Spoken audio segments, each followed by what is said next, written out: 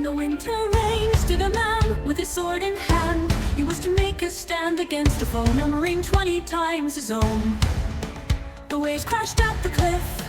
The sound was loud, but couldn't hide the shake of the ground as the enemy marched his way. The man prepared to meet his fate on that cold and dreary day.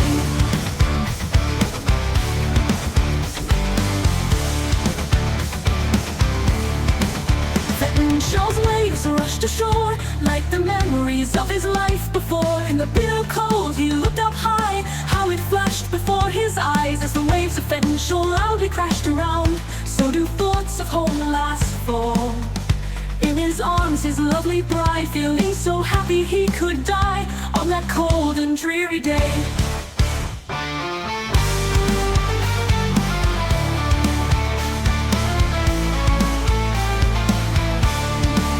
If I'm to die, I'm to do it well, with my last thoughts being of my home and the stock from which I've come.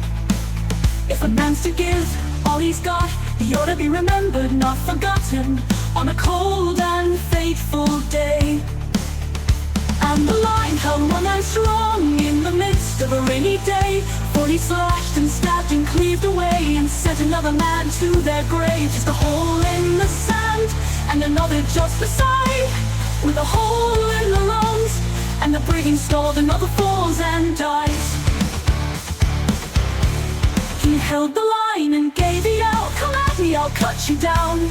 And another few lost their lives to a single man who was willing to die, determined to live and hold the line across.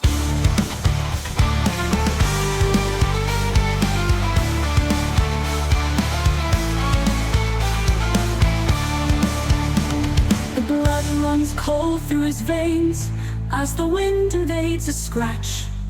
The man is frozen to the bone. The only warmth was the blood of his foes, and he was getting sick of the cold, plaguing his every vein.